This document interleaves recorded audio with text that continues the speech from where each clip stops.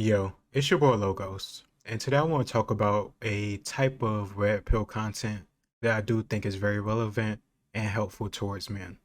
And me myself use this type of red pill content to help me get in better relationships and get better results with women while I was in college and out of college.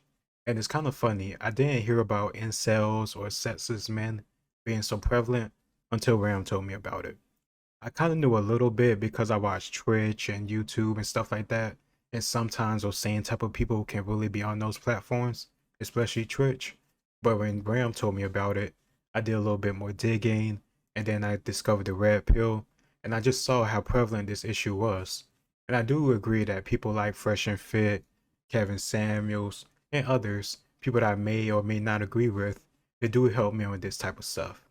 It doesn't mean that certain men go overboard and they may turn into women hating creatures or women hating men themselves, but you can't control everybody.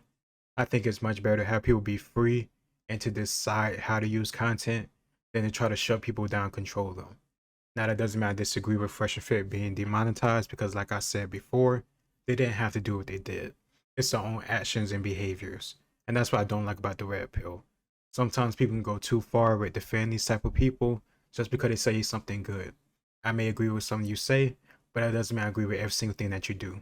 You're your own person, I'm my own person, and I think that's how you should be within the red pill. You're supposed to be your own man, not just a dick rider.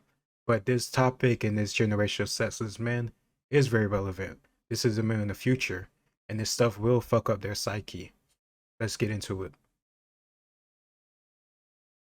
When I was 10 years old, I had my first real crush. It was 4th grade, and summer was approaching. There were rumors spreading around about a girl in my class named Maddie who apparently liked me. Or rather, more than liked me. As a young kid who hadn't yet been conditioned by the internet, societal norms, or proper manners, I decided to confront her about it. "Is it true that you like someone?" I said. She replied simply, "Yes." After asking her, "Who?" 1,000 times in the hallway in between classes, she told me I was starting to sound like an owl, and she stormed away. But eventually, she did open up about her feelings towards me, and I told her that I had a crush on her too. But then, summer hit, and I no longer had any way to see her other than romanticizing her yearbook picture in my room. I didn't have a phone, and at most, I'd be lucky to see her online in AOL Instant Messenger. Now, how many of y'all remember that? As the first few weeks of summer— Hold on.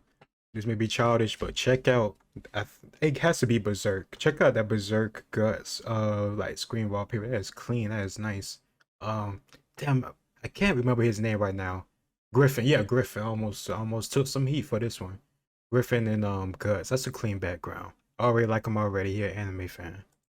Summer went on, I couldn't bear being away from her for any longer. So I decided to look up her house phone number in our school's directory and give her a call. After around 9 rings, it went to voicemail, and I left one explaining that it was her classmate Cole trying to talk to her. I then proceeded to call her another 5 times because I had no conception in my head of what a creepy guy would be like, and I was being that creepy guy. Finally, she called me back after a few days, and she said to me, "My mom says you need to stop calling me. It's getting weird." She hung up, and we barely spoke to each other again. As I was reflecting back on this story when I thought about the idea for this video, I wondered how radically different this interaction was from what most 10-year-olds do now. And not just 10-year-olds, but people of all ages. It's clear a lot has changed in terms of dating and how we interact and form relationships in the past 15 years. With kids in single-digit ages having access to any information they could possibly desire at their fingertips, dating apps on the rise, and individuality becoming more realistic, the landscape of intimacy has morphed into something scary. The number of sexless men between 18 to 30 years old tripled from 2008 to 2018. And I can only imagine that it got much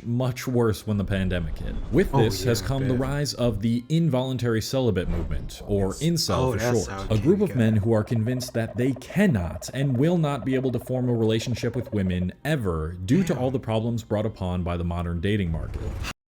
Like my understanding of an incel was kind of like that, but they're usually somebody that's very secluded. They don't get out. They may be a hardcore gamer. They may be a hardcore nerd, which is like a couple things I am, but at the same time, like I was never like had like an issue with them. I never had like a mindset like them where I just felt like I couldn't get any woman. I couldn't get sex. I never had an issue with them with being like a long term, late term version because that just wasn't me. And I think that's partially why I was ignorant of this stuff. So once again, thank you to Ram for telling me about this stuff because who knows where I would be if I didn't made aware of this whole movement. That probably inspired me or helped me get into Red Pill and help do this channel in the first place. How much of these men's assumptions are based on fact, and how much of it is men projecting their trauma as a way to cope with the fact that they're fat, lazy, and socially awkward? Today, I want to explore that question, the ways in which dating and marriage have changed, and what young men struggling with loneliness can do to improve their current situation so they don't end up an incel. Because that is a very, very dangerous and lonely path that you do not want to tread on. More choices, more opportunity. First off, we need to deal with the elephant in the room, online dating. As I was doing research for this video, diving into the depths of internet forums, YouTube videos, and studies, I found a common theme throughout almost all of them. Most of the data collected had to do with dating apps like Tinder. Sadly, this is where a lot of researchers and incels seem to be basing their ideas off of. Before I was doing research, I thought that, yeah, this seems like a pretty good idea to see where dating is in the modern world. I feel like most of my friends in real life have at least tried online dating, but what I found shocked me. The percentage of adults who use Tinder above the age of 18 in the United States by April 2020 was only 13% total. 17% of men have used Tinder, and just 7% of women have used Tinder. Now, there were only 602 respondents for this study, but let's just give them the benefit of the doubt and say it's closer to 20% total who have used Tinder, especially after the pandemic. That means 80% of the dating market over the age of 18 has not even used Tinder once. 80%. Not Yeah, but I also factor in like generations that isn't primarily incels. You know what I mean? Like, yes, you did have that movie, what, 30, 40-year-old virgin back in the early 2000s.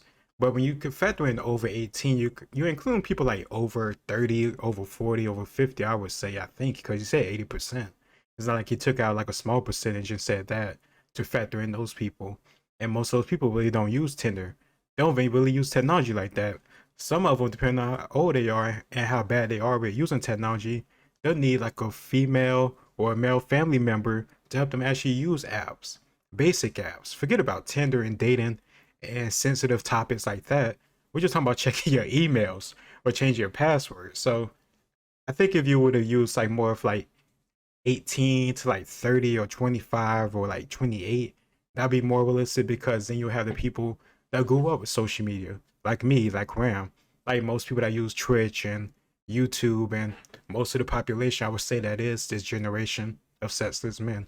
But he might see that later in the video. So let's keep going.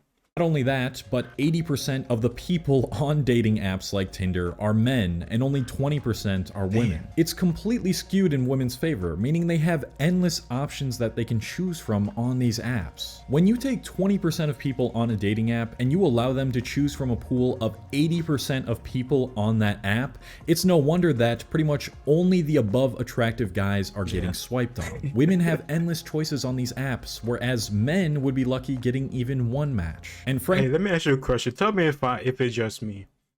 Do you like, for guys, do you like just look at each individual person that pops up? Or do you just swipe on each person, then after you get a match, you decide, hey, I don't want to talk to you. Hey, I do want to talk to you. Because you know how the numbers work. You know how often men swipe compared to women swiping. So do you want to just keep looking at each one and waste more time, or just swipe through them all, and then when you get a match, decline and actually accept at that point?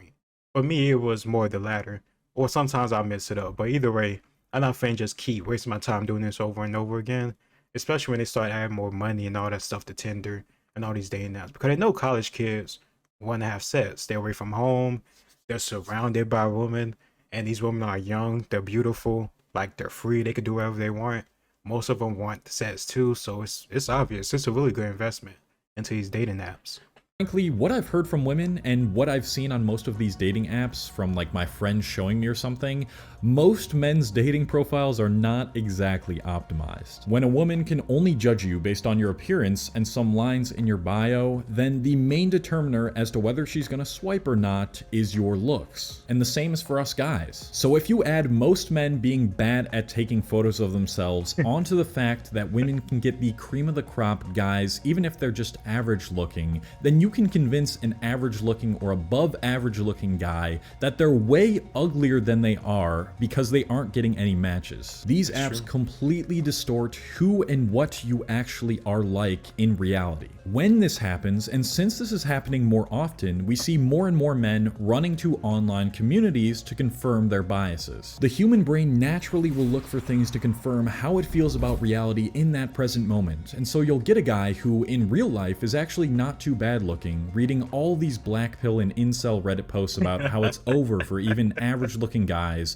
and a bunch of stories similar to what he just went through on a dating app, and he will think there's no hope. Fuck that. Listen, that was never my mindset. I never went on these Reddit forums, posts, or anything like that. I never searched them out, reading about other guys with similar issues and problems. Cause I don't want to have that, just that, I don't know what's the exact word I could think of it, but just adding on to what I'm already perceiving as me not getting, I don't know what you want to call it, a fair shake or whatever you want to say, where you somehow the victim. Because these women don't have to swipe on us. When you really break it down and get over your ego, they don't have to swipe on us. The same way you don't have to swipe on the 300-pound Lizzo looking woman. Like, it's the same thing. But I never went on these platforms to see about other guys going through this, because what's the point? I already know I still gonna want some. So I'm not finna go in like, ah man, let's have a sad circle about what we're going through. Like, that's not gonna do me anything. That's not gonna help me bust a nut. I'm trying to bust a nut. Come on, man. It's 2 a.m. I'm swiping. I'm trying to bust a nut. I'm not finna sit here at 3 a.m. sad as hell on some forum typing about, man, these fucking women suck, man. All these whores, but they don't want to be whores with me. It's just not gonna do anything for me. But that's just me.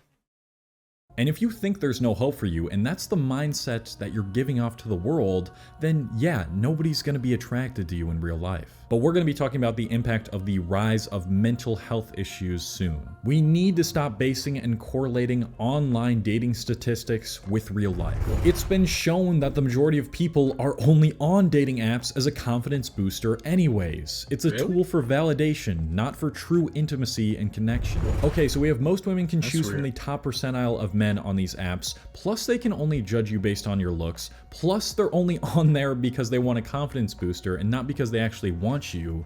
Then why the hell are we taking evidence and statistics from dating apps so seriously in the first place? Men, my advice to you, if you are an average or below average looking guy right now, just don't use dating apps at all. Honestly, you probably don't stand a chance. But here's the good news. The online world is not real life. That is a phrase you'll be hearing me say throughout this entire video, and the online world is completely screwing up your mental health. That is why I want to talk about something that I think so many of you could benefit from before you step your feet into the dating world again and you try to pursue something meaningful, which is therapy, and specifically online therapy with the sponsor of today's video, BetterHelp. I support getting therapy, working out your issues. That way you don't be angry, bitter, vengeful, hurting yourself, hurting your own health, hurting your future. But I'm not gonna sit here through this ad. I'm just gonna tell you where it is. Like, I support it. But I ain't finna sit here and watch this. Still support it. Has come a sharp decline in marriage rates. Why is this happening? Are women becoming more selective in real life and not just dating apps? Are women becoming more promiscuous, only choosing the Chads and Tyrones as attractive men are commonly referred to? As an incel, I'm sure that's the argument that you want to make, but that's not the entire story. What incels fail to realize is that women now have more of an opportunity to not be forced to be in a relationship with a man that they don't want to be in a relationship with. Less than 100 years ago, marriage was pretty much a necessity for women. They had less flexibility with the jobs that they could pursue, and the amount of things that they could do only if they were married is pretty astonishing. It's something I first found out when I interviewed people on the street about modern dating. When we were younger and dating. I mean, you had to get married if you wanted. You couldn't check into a hotel room unless you were married. You couldn't rent an apartment unless you were married. And so, society kind of dictated that I couldn't get a job, my first teaching job unless I was married. So that's changed, Damn. obviously. And so For men and women. Of course, it was mostly harmful to women because they couldn't do certain things, but I didn't even know it was like certain men in certain cases. But I do hear about like in politics, when you get high levels of business, being married helps you out. They're not gonna flat out tell you, but maybe they will like behind closed doors. But being married and showing that family dynamic and that partnership, it just makes you look better to the eye of the public, I guess. there's less pressure. Is it really a bad thing that women aren't forced to date and marry just anyone now? A lot of men like to use the statistic that 50% of marriages end up in divorce as an excuse to not even bother trying to find a partner. But divorce rates have been dropping steadily, probably due in part to the fact that women are no longer thinking to themselves, oh shit, if I don't get married at some point, I can't do anything. Guess I'll just marry a dude who I don't even find that attractive, but it's worth it anyways. Like, are we seeing that as a bad thing? Now, I still think marriage is set up to be much more advantageous to women, but the reason I'm using that example is just to show how much more freedom that women have now, at least in that regard. They can now make just as much money as men and have the option to choose when they want to settle down and with whom. Perhaps in this case, we can now make the argument that women have the ability to be more picky, but maybe they've always been like that, but they just never had the opportunity to use that. So now the men who lack desirability altogether are being exposed because they can't just force women to marry them. And I don't think it's at all taken to the extreme that people like incels think. For example, a common argument is that most women want a guy that is 6 feet or over. If you're a guy below 6 feet, then don't even try. That's a common saying among community. I'm not 6 feet. I'm not 6 feet. Our homeboy, he's not 6 feet. We have a couple friends over 6 feet, and they get women, but also at the same time, all three of us, me, Ram, and our friend, like we had no problems talking and getting women over the years, and we were all below 6 feet. Don't listen and buy into everything you hear on the internet, because, and that includes me, because I'm not fucking perfect. But still, like, come on. The majority of the male population isn't 6 feet tall. Yes, there are certain women out there that are just ridiculous with that whole height thing. There are women actually. Even Ram, he said he experienced it himself because he's not anywhere close to 6 feet. He's just an average height. That's it, really. And a woman told him who was like 5 inches shorter that he's too short. She's 5 inches shorter than him, but he's too short. She wants someone over 6 feet. So yes, there are women like that, but that's not the majority of them. At least I think. And I think I'm of the opinion that just pit better. Be in a certain place and a certain, I would say, comfortability. And it might not be there today, but just work towards that point where you're comfortable enough to say, well, fine, I guess I'll just try somebody else. I'll move on to somebody else. It is what it is. Don't lose yourself because of this stuff. Don't make that mistake. Communities like the incels and the black pillars. But if you really go past all the traumatized guys spamming that in the comment section, question what they are spamming, an ability that most people don't have the capability of doing, and look at real— Wait, there was something that this guy said in the comment. Okay, yeah, Miles Jaeger. Yeah, I like some German shit, Jaeger. As much as it hurts to hear, sometimes you gotta hear it. At least my expectations will be low as fuck from now on. See, that's like, I understand what he's saying, but it just, plus the emojis and shit, it just shows like a sad, defeated mindset. I just take it as comedy. Like if a girl that I'm trying to talk to, I'm interested in, at least back then when I was single, when I would talk to a girl, I would say some crazy nonsense, whether it be woke, political, or anything in between, I'm gonna call him out on it. Now she could be happy or upset, but either way, it's just a conversation to me. Now I might not get sex. Sometimes I still might. Either way, it is what it is. I really don't want guys to have this mindset where just, man, I'm just screwed. I don't know what to do. Like, these were my loss. I can't get any of them. Like, that's just not true. There are plenty of nice, hospitable, relatable, kind women out here of every single race. Trust me, like, just gotta pick better and look for better women, I would say. But also improve on yourself. But just the mindset, just very sad to me. If a woman says something crazy or you just realize you can't deal with the long term, just laugh. Just like, Okay, I understand what it is. I see where we're gonna be now, and it might not have been what I thought at first, but at least I identified it before I did something crazy like made you mine, got you pregnant, married you. Be grateful that you find out in the first place before later on, instead of just being sad and I don't know, depressed about it.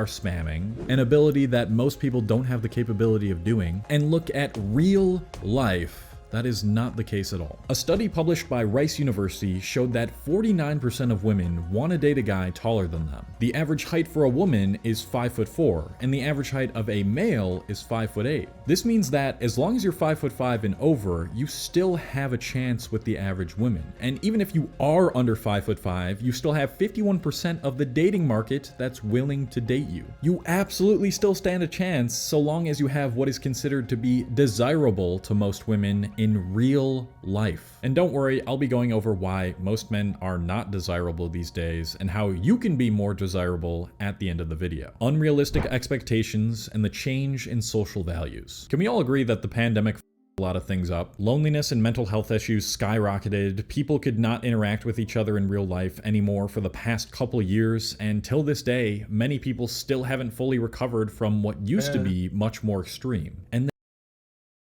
He's right, but this was going on before the pandemic. Like he said it a couple times already about the pandemic changing things, but this whole thing with sexless men and incels and the dating market, this was going on before the pandemic. For my memory, I think Ram he told me about like in 2019, before the pandemic was on anybody radar. Well, I should say anybody radar that just an average citizen like you and me. It made me put my tinfoil hat on, but my point is, this isn't like a new thing that just happened because of the pandemic. I'm not saying he's saying that, but this is something that has been going on for a while. Social media and just society overall changing has caused that. they rarely go outside. This trend was already starting to become more prominent, but the pandemic just sped it up tenfold. Okay, yeah. No longer are teenagers interacting occasionally through AOL Instant Messenger and having to get their fix of actual social connection through real life. My generation was probably the last one where we at least had a childhood and some teenage years without a smartphone. Me and Ron be having that conversation like at least once or twice a year. I think we talked about that like a few weeks ago. How me and him both grew up in that generation, same as some. Well, social media really didn't blow up until I think we was in middle school, 7th, 8th grade or so. Until then, we were just outside, chilling, having fun, and not really worried about electronics like that. Unless it was like the Xbox or a PlayStation. It was nice.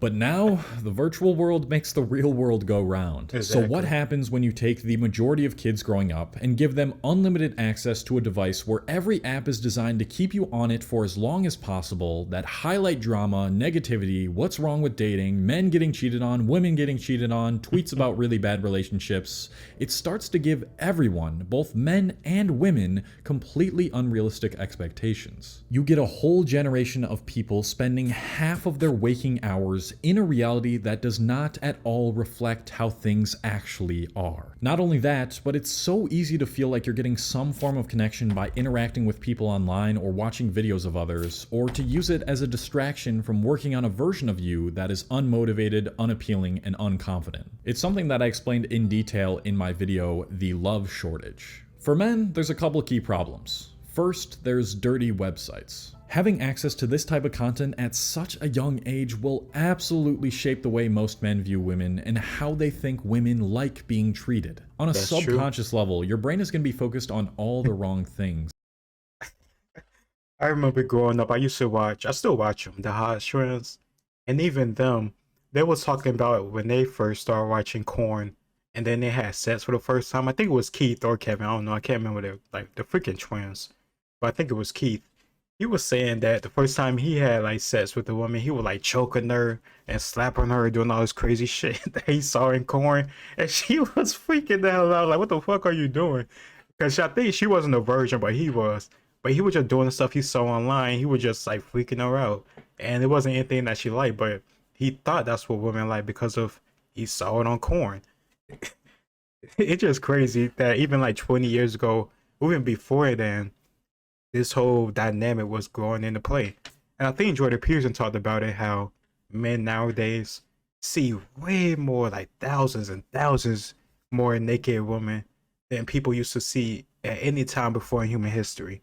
And who knows how that could shape and warp the brain with relationships, how you go about your behavior, or the woman that you love.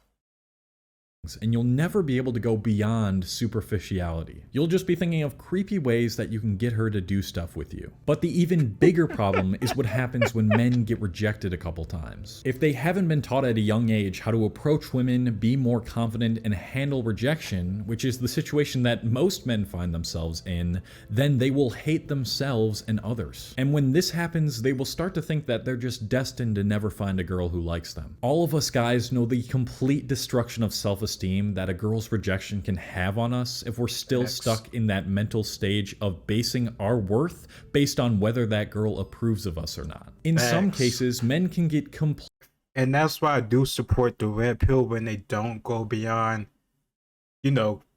sense.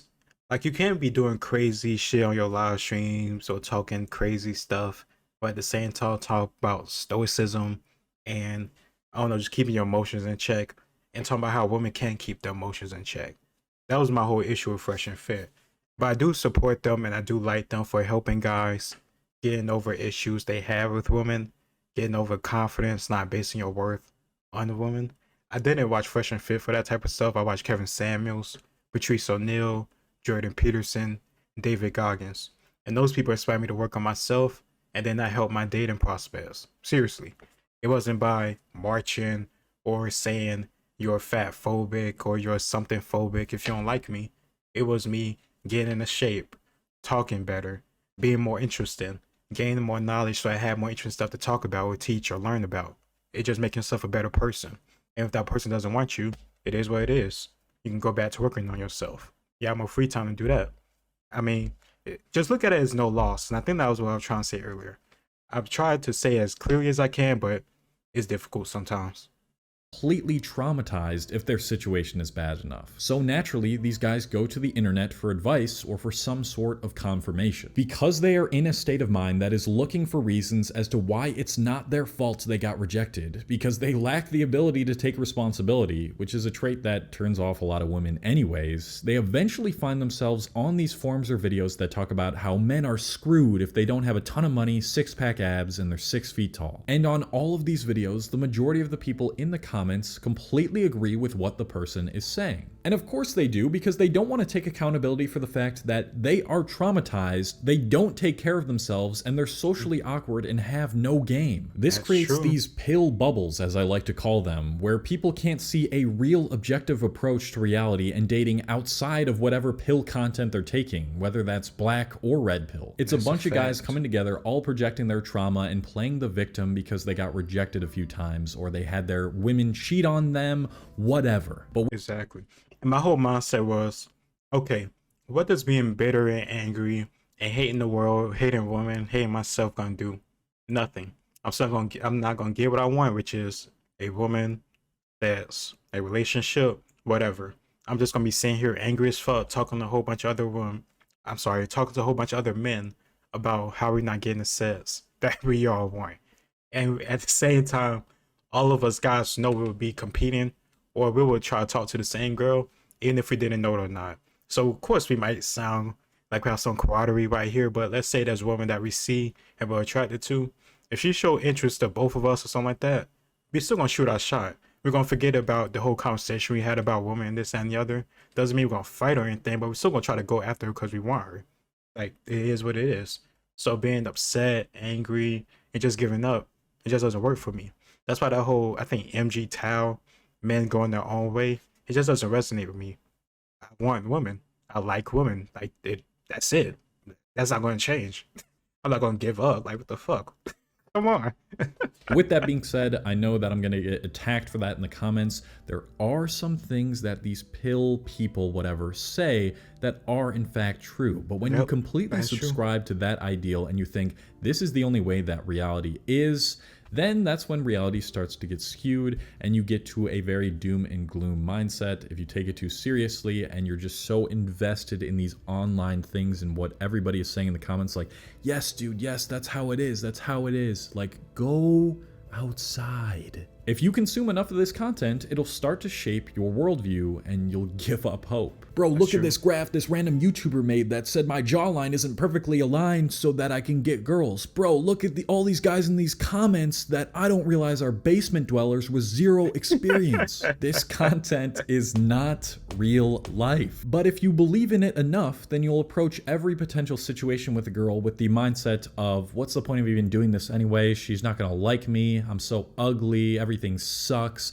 And that is gonna be unattractive. And of course she's gonna reject you then. And then the cycle is gonna go on and on. Of course, we should take responsibility for our trauma and where we're at as men. But I do think for a subset of women, their expectations of what they think they deserve has also gone completely haywire. Now that it is easier than ever for women to get validation from hundreds, if not thousands of guys simply just by having a social media presence, they will only want the best of the best, and they think they deserve that. And here's the thing about even below average looking women. They'll get the attention because guys who have been brought up by dirty websites, who are controlled by what's in their pants and haven't had a father figure to tell them how to actually interact with women, will simp over any woman if it means they'll even get a lick of attention back from them. We blame women for having unrealistic expectations, but the reason they have unrealistic expectations in the first place is because of us men. With that being said, here's what is extremely important to understand. The women with unrealistic expectations due to social media attention are probably strongly overlapping with the women who can pick the cream of the crop on dating apps like Tinder, which is most likely a very small subset of women. But this is what I was talking about. All the data, all the stories on modern dating and women, they're based on a minority group. A group of women who you shouldn't even be focused on pursuing anyways, who won't go beyond superficiality and develop a deep connection with you,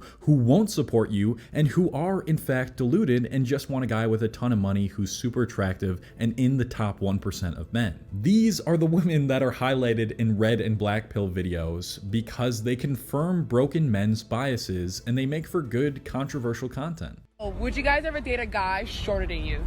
Oh, absolutely not. The light at the end of the tunnel. That's another thing to keep in mind. Listen, these random street interviews are a very, very small percentage of the population. Also keep in mind, these women that are saying these type of things, do you even want to waste your time with them? Think about it. If she's saying something that's so ridiculous, that makes no sense, that everybody knows that, and she doesn't care to listen to anything else or another perspective, why should it matter what she thinks? She's not somebody you should waste your time with. Because she's going to do nothing more but stress you out and probably take some type of peace away from your happy life and put it into hers. And you're just going to be left drained at the end of the day after y'all eventually break up for some reason. Like, come on. Just because some type of women say certain things doesn't mean those women are worthwhile or those are the type of women you should be worried about. Because they're not the type of women you want to be in an involved relationship to begin with. It's just going to make you suffer.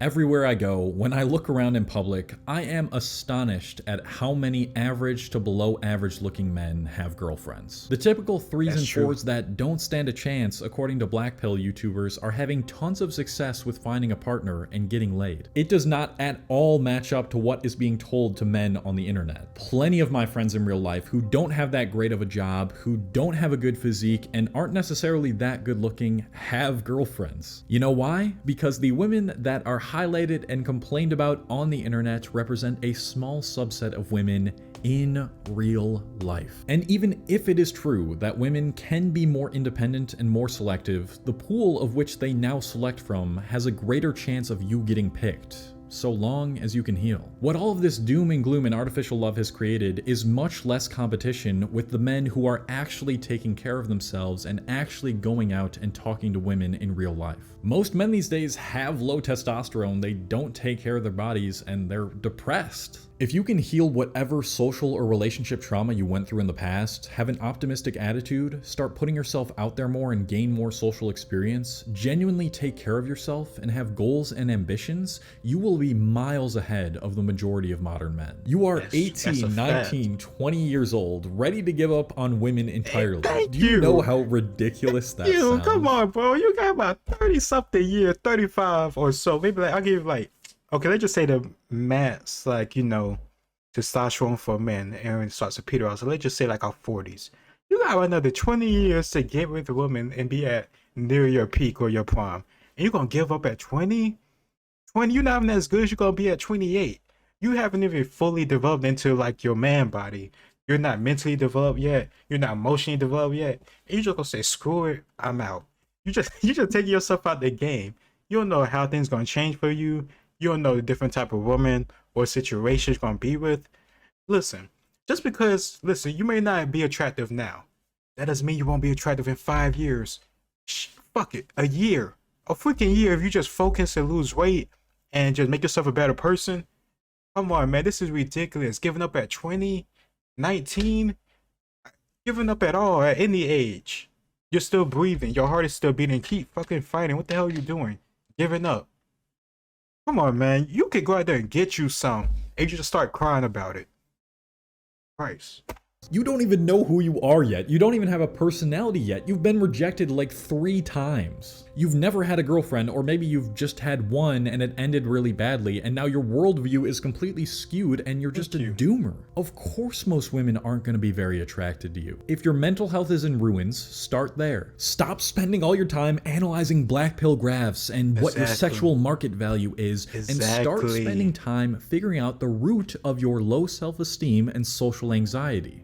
Go watch, like, I watch Kevin Samuels because he says his that word sexual marketplace value, but I watch primarily, well, not watch quite evenly, but I spend a lot of time on his male improvement stuff.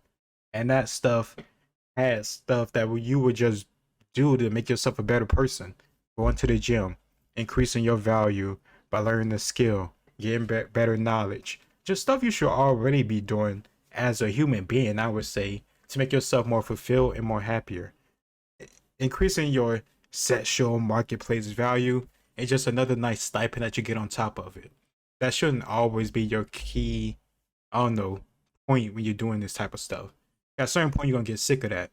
But if you just love and enjoy doing it, and you see the results and you build on them, like, nothing can stop you. That's why I love David Goggins. And that's why I said watching him, reading his books, helped me out a lot. Because it wasn't even like, it was kind of like self-help books, but it was more just his biography and his mindset and his just embracing challenge, embracing suffering, and how much that makes you stronger or confident. But come on, don't give up, guys. Just don't give up. Watch videos that uplift you and help you to gain a better understanding of yourself. Realize that you have way more potential and power than you think if you can start to develop the right mindset towards life. And then clean yourself up. Take care of your skin, go to the gym, get a good haircut, dress fashionably, socialize with people, and keep flexing that social muscle so you can start to get more comfortable in social situations and have more confidence when you're there. Put the damn phone down and look around you. See how many average and below average looking guys are still pulling girls because they have high self-esteem, they have game, and they lean into what they like and the interests that they're pursuing. And for the love of God, please get rejected more often. Rejection is the greatest thing that can happen to you. If you can reflect on rejection properly and see what you did wrong, then eventually you will become completely indifferent towards it. And when you're going to a situation or a potential date with a girl with the mindset of, I don't really give a shit how this goes, that is attractive and you'll have a higher success of her being attracted to you. And you'll be in a clear mindset because you don't have to do or agree with everything she wants or says to get her. You can just be yourself. You can just be honest. Say it how it is, how you see it, and have a conversation about it. That's all you have to do. Like you don't have to dick ride. You don't have to do none of these things. And I understand why you, like, when you're younger, or you just didn't get the information yet, why you would do that. Because I used to do that too. But once you just understand, you're fine. You don't have to get her. You'll wake up the same way tomorrow morning, and at the end of the day, you'll be better off because it's just another experience for you. You had a conversation. That's what my whole point is too. Even if she doesn't like you when you approach her, at least you get over that anxiety. At least you get experience. At least you can self-reflect now and say, okay, maybe it didn't go right because of this. Or maybe just she's not attracted to me. Maybe I'll be more attracted to the next girl. While you're at the same time making yourself more attractive to yourself because you're working harder, you're getting in the gym, you're learning more, you're getting more knowledge. Like, either way, it's just a win-win. And this whole mindset you just said, I completely agree with. And if, after all of that, you still get rejected 30 times in a row, then that's the point where you need to start thinking about changing the way you carry yourself. Realize that women are not these mysterious creatures. They're just a human being with the same insecurities and wants as you. Exactly. Oh, Cole, I have passions in what I'm interested in, but nobody my age likes what I do. Bullshit. You're just not That's looking in the right bullshit. places. That's There are groups bullshit. of people you can find for anything that you're interested in, and simultaneously that'll be like the best place for you to meet a girl that you have a better chance of matching with. Listen, my girlfriend doesn't give a shit about military history like I do. I love and breathe it every single day, but she don't give a damn about it nearly as much as I do. But I can say that us being together helped her get more of a understanding for it, or she at least see why I love it so much. And then that helped her get maybe like a little niche or era of history, like World War II, or something else that she may have interest in after listening to me going through videos and learning about it myself for fun for me. Like, just because someone doesn't like everything you like doesn't mean y'all can't work either. But what he's saying about there are plenty of girls out here that got interest in video games, anime, all types of things. You just don't know because you don't try to see them. You don't go into places that you would go and find them. And I'm not saying you're a bad person because of that, but just try and look before you give up. Come on. Oh, but nobody my age goes out or even talks to each other in person anymore. Yes, Okay, they do. well then find the right people. Yeah, Those exactly. people are in abundance if you look in Go to- real life. Just go to the bar. Like, I don't know if you like smoke cigars. Me, I like a cigar. Me and Ram's homeboy, even Ram himself, we'll go like downtown like every now and then sometimes, and we'll get like a cigar and we'll just chill out and smoke it. We'll get like a drink and a cigar and just chill out, smoke and talk. And then you just can see people, see women, get out, look at that dynamic. Maybe if you love video games, go out to the local, like, what? I don't know what, fucking computer bar, computer cafe. I don't know, this ain't damn Japan. But either way, there's a public places out here, I know for a fact, we can get into anime or nerd type stuff. Not to mention, you have social media and stuff like that. You can find just people in your area that like this type of stuff. Not to mention, if you live in a major city that has a college there, you want to find young people there, which is this generation mostly talking about, that have your same interests. Don't bullshit yourself. Don't BS me. I know you're lying to yourself and you're lying to me.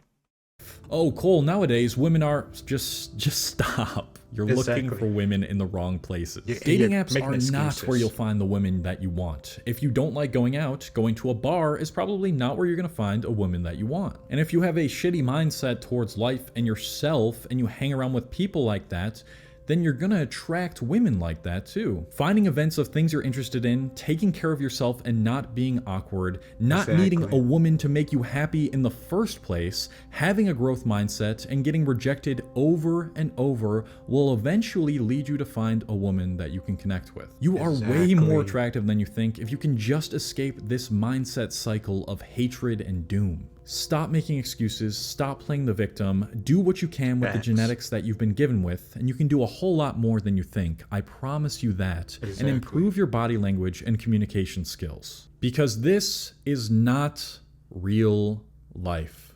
And Thank don't you to let all it my be your patrons life. on Patreon. If you don't know what this is, it's a platform separate from YouTube. Man, shout out to him. I really like this video. And if you guys like it too, I'll probably do more of his stuff in the future. I think it was talking like fast throughout most of the video.